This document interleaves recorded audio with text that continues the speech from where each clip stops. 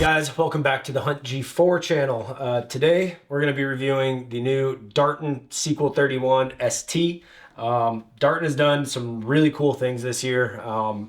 Lots of new features on this bow. If you're familiar with Darton, you know they had the Sequel 31 and 33 last year. They have added a 35, which that review will be coming soon. We're going to start with the 31, and more or less the same riser platform. But they've added some really cool technology, and what I love about this is it's functional technology. There's nothing gimmicky here. Everything has a purpose and is functionality driven. And to me, working as a archery technician or bow technician, anything that can save me time throughout the season is a major bonus. In addition to that, the features they have here make it so you can play with the tune and timing of this bow at home and don't need to be putting it in a press to do so. So we're going to go over the technical specs. I also shot a range of different weight arrows here at 30 inches and at 28 inches. So we're going to go over those speeds and give you guys an idea of kind of what this bow can do for you and if it might be something you're interested in purchasing. So as the name would suggest, it is 31 inches axle to axle. It technically comes in a little bit over that. It's 31 and 3/16 is what it's listed on their website, but let's just call it 31. It's got a 6 3/8 inch brace height, so just under 6.5. So not short, but not tall either. Comes in at 4.6 pounds, so pretty much like every other aluminum bow, right around that 4.5 mark. Goes from 25 to 30.5 inches, so it's going to fit most adults. And you can get it in a 50 to 80 pound peak weight. It's rated at 335 feet a second, and in my experience in the past, Darton pretty much is right on with their ratings. Whereas a lot of companies, inflate that number a few feet per second. Darton seems to be really good at not like fudging those numbers. So we'll get into kind of some cool features on this bow. So first and foremost, what you'll notice is their new split yoke here. So this harness right here is pretty cool because it allows you to actually micro adjust your timing on the bow without putting it in a press. A lot of times when I look at a timing on a bow, one cam will be just, I don't know, 1/8 of an inch open. So I put it in the press, put a half twist in that cable, and then it flip flops it. And the other cam is 1/8 of an inch open. And so you're going back and forth until you finally get it. It's time consuming. If you don't have a press, it can be, you're up the creek. With this, it's crazy because I can literally just loosen this little set screw right here. And then this piece on the bottom, I'm actually turning that, and that's connected to my control cable here. So it's literally adding a twist to that cable without putting the bow in the press, which is awesome. There are some other companies on the market like Bowtech where they have a timing thing, but really all you're doing is changing the position that it connects on the cam, which theoretically is shortening the cable, but you're not actually changing the length of the cable. You're just changing where it's positioned, which people will argue that may not be the best for the efficiency of that cam. I don't think that's the case, but there is that argument. Another really cool thing that they have are this little knob here. So lots of people look at this and go, what the heck is that for? Well, the idea with this is just like a lot of other companies use shims to change the position of the cam on the axle, which then changes the load on that limb, thus throwing the string a different direction when you're trying to correct a right or left tear through paper. What Darton has done is as I tighten this down, once it hits that limb, as I tighten it, it's literally changing the deflection of that limb. I'm putting pressure on that limb, changing the deflection, which is going to cast that string further to the right or further to the left. It's pretty simple to remember. If I'm getting a tail right tear, I'm going to put these knobs on the left side and start tightening them just a little bit at a time. With the 35 that my rep brought in, it literally shot a bullet hole through paper on the first shot without even needing these. I know some people are concerned that, these are going to fall out, but as long as there's even just like a quarter turn of tension on that, it's up against that limb as well as the threads are tightened. So if it was me, I would probably mark this with a silver Sharpie just to make sure, it's not moving. But I think it's going to be pretty hard for that thing to back out, especially if you're, like I said, any more than like a quarter turn up against that limb. I played around with this and it was pretty crazy. Like you got probably about 1 3/4 inches total. So from center, you're about 5/8 of an inch to 5/8 of an inch left to 5/8 of an inch to the right by bottoming them out on either side. So unless you have a lot of torque in your grip or you're shooting an arrow that's way under or over spined, you should be able to easily tune out any sort of right or left tear using this system.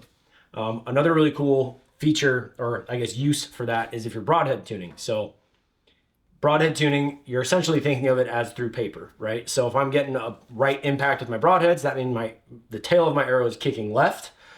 So rather than moving my rest, I can use these to bring the tail of that arrow back into the right, and that should help my broadhead come into the same point of impact as my field point. If I'm getting a vertical difference in point of impact, you could use your rest, or I can put a 16th or a 10th or turn into and advance one of these cams slightly to where you're not going to feel the sponge at full draw, but it will affect the vertical tear of that arrow coming out of the bow, and again, changing your point of impact vertically. Again, what's nice about this is in a pro shop, every minute adds up over the course of the season. When you're putting 3,000-4,000 bows through the press every season, every minute adds up on each bow, ends up being hours at the end of the year. So for me, not having to go in and out of the press multiple times, I can just stay at the tuning station with the customer and work on this is really, really nice. And as a consumer, if you buy this bow and you want to tune and work on your own stuff at home, you do not need a press to do it. So I think that's great. They did not put a Picatinny mount on this, and a lot of people are like, oh, why don't they have the Picatinny mount? My take on any, integrated sight is that it does absolutely nothing for the balance or shootability of the bow. Mounting a sight on the front of the bow or, through the riser, so most of the weight on a sight is in the windage block. So out here. When it's mounted on the side of the bow, I have to run my windage block further to the left towards the center of the riser in order to get it sighted in. When I mount it through the middle of the bow, I now have to run that windage block back further to the right to get the pins centered. So you're just shifting, really you're just moving where that weight is regardless. The balance of the bow is really with a quiver on it especially, is really gonna come down to being able to get a quiver really tight to your bow, which brings me to my next point on this, which last year they did not have, but Darton made a 2-piece quiver and it holds it incredibly tight. So whether you're using a QAD integrated rest or a Hamsky Epsilon or Everest, you can suck that rest up right behind the riser. Their quiver sits literally you can get it right under the limb, depending on how long your arrows are. Now on the 31, your arrows might hit the limb before, if you try to get it underneath the limb, but on the 33 and 35, it's pretty easy to get it literally underneath the limb. What that does is when I put that quiver on full of arrows, obviously the closer it is to the riser, the less that bow is going to want to balance in that direction. So they came out with a cool accessory there.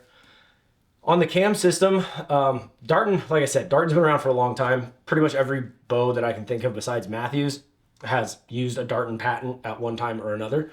When you look at this, a lot of people say, oh, they just copied Bowtech and PSE's cam. It's like Bowtech and PSE had a baby. It's like, well, they both use Darton cam systems. So it's a great cam though. It draws well. There's not hardly any vibration in this bow. It's quiet.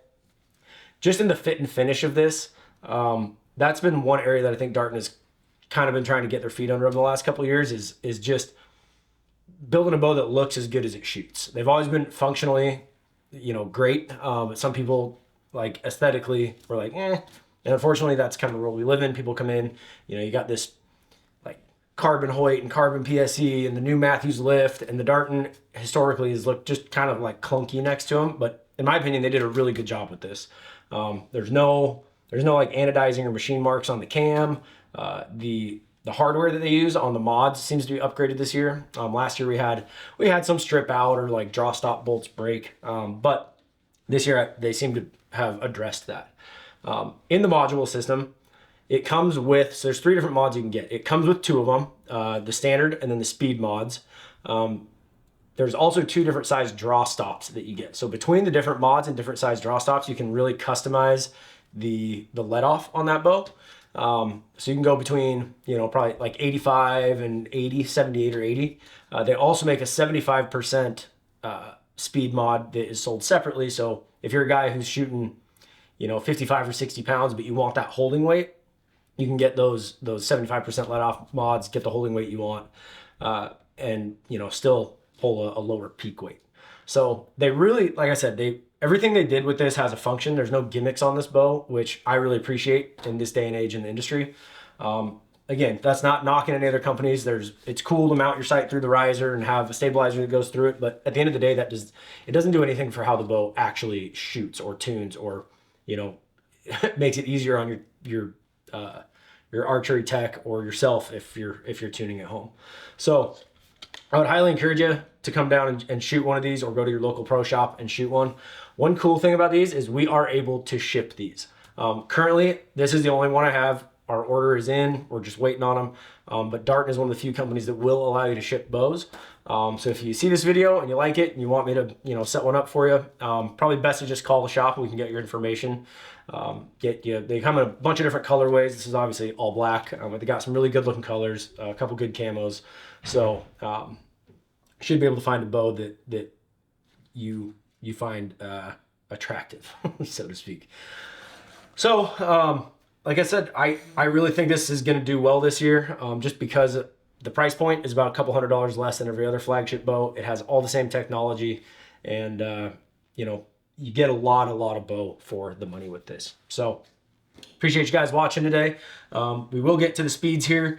So the first one I did was at 30 inches, right at 70 pounds. The first arrow was 525 grains. It was 279. 485 grain arrow, 288. 430 grain arrow, 303. 400 grain arrow, 317. 350 grain arrow, 334. And the bow is rated at 335. So it's pretty much, and that could just be the chronograph. So it's pretty much right on spec there. I then dropped the draw length to 28 inches, shot those same arrows. And this is just with the standard mods. This is not with the speed mods.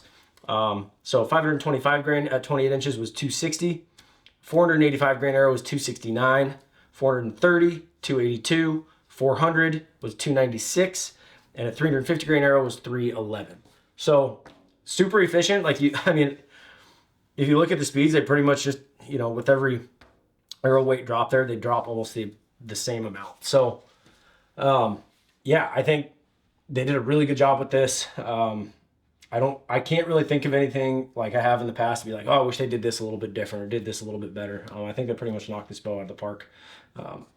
They do, like I said, they make this in a 33 and a 35-inch model as well. Those reviews will be coming. It's the same technology on every bow. Obviously, they're a little bit longer or shorter than one another and may have a little bit different brace height. But other than that, it's pretty much the same platform for all three axle to axles. So anyway, appreciate you guys watching. If you have any questions, feel free to hit that comment section below or just call the shop and chat about it. As usual, remember, hunt hard, hunt safe, and be kind.